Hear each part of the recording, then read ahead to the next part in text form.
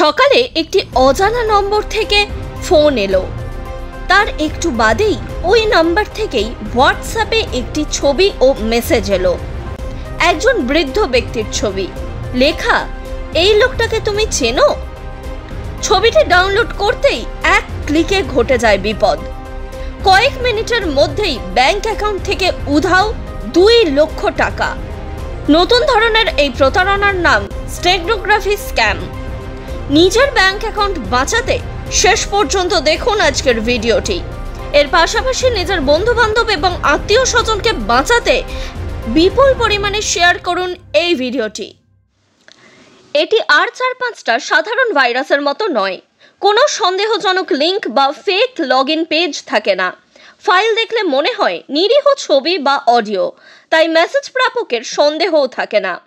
সাধারণত JPG, PNG, MP3, MP4 কিংবা PDF এই ধরনের ফাইলেই বেশি ব্যবহার করা হয়। এগুলি সবচেয়ে বেশি প্রচলিত, ফলে তার আড়ালেও যে ভাইরাস থাকতে পারে তা কারো মাথায় আসে না।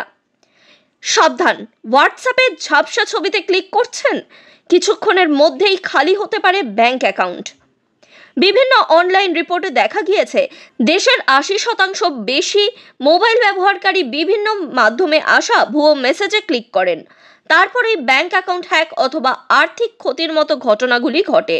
তবে কয়েকটি বিষয় মাথায় রাখলেই এই ধরনের বিপদ কিন্তু এড়িয়ে চলা যায়।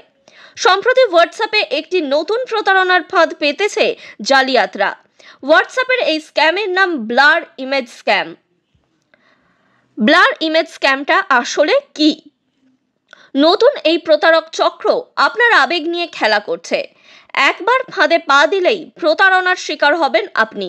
এই স্ক্যামে আপনাকে একটি অস্পষ্ট ছবি পাঠাবে স্ক্যামাররা, যাতে পা দিলেই, অর্থাৎ আপনি সেই ফটোটি ডাউনলোড করলেই কিন্তু আপনার ব্যাংক অ্যাকাউন্ট খালি হয়ে যাবে। আপনার ডিভাইসটি হ্যাক করে নেবে স্ক্যামাররা। এই ফাঁদে ফেলতে স্ক্যামাররা আপনাকে একটি অজানা নম্বর থেকে হোয়াটসঅ্যাপে অস্পষ্ট ছবি পাঠাবে। সেই ছবির সঙ্গে একটি বার্তা লেখা থাকছে, যা আপনার কৌতূহলকে অনেকটা বাড়িয়ে দেবে। অনেক সময়ই ছবিটির পাশে লেখা থাকছে এই ব্যক্তিকে আপনি চেনেন কিনা। আসলে অনেক সময়ই যদি কেউ হারিয়ে যায় বা কারোর খোঁজ না পাওয়া যায়, তাহলে এই ধরনের ছবি শেয়ার হয়ে থাকে। স্বাভাবিকভাবেই আপনার মনকে দুর্বল করে দেওয়ার জন্য এমনই একটি মেসেজ থাকবে, অথবা এখানে লেখা থাকতে পারে, is this your old photo, অর্থাৎ এটা কি আপনার পুরনো ফটো, আপনি কি এটা, তাড়াতাড়ি দেখুন দেখুন এটা কে, এই ধরনের মেসেজ থাকবে, যেটা আপনার আগ্রহ বাড়িয়ে দেবে। এই ধরনের মেসেজ পড়ার পরে বেশিরভাগ মানুষই সেই ছবি খোলার জন্য তাতে ক্লিক করবেন। আপনি ক্লিক করার সঙ্গে সঙ্গেই আপনাকে একটি জাল লিঙ্ক পাঠানো হবে। এখানেই আপনাকে প্রতারণার ফাঁসে ফাঁসালো জালিয়াতরা। কিভাবে দেখে নিন এটি কিভাবে হয়। যে কোনো ছবিতেই সাধারণত 3টি রং থাকে, লাল, সবুজ এবং নীল। এর বাইরেও থাকে আলফা চ্যানেল। সেখানেই এই ভাইরাস লুকোনো হয়। ফলে প্রাপক সেই ছবি খুললেই ভাইরাস আপনার ফোনে নীরবে ইনস্টল হয়ে যায়। এটিকে কিন্তু ম্যালওয়্যার বলে, যেটি কিন্তু সাধারণ চোখে দেখা যায় না, অর্থাৎ আপনি দেখতেও পাবেন না।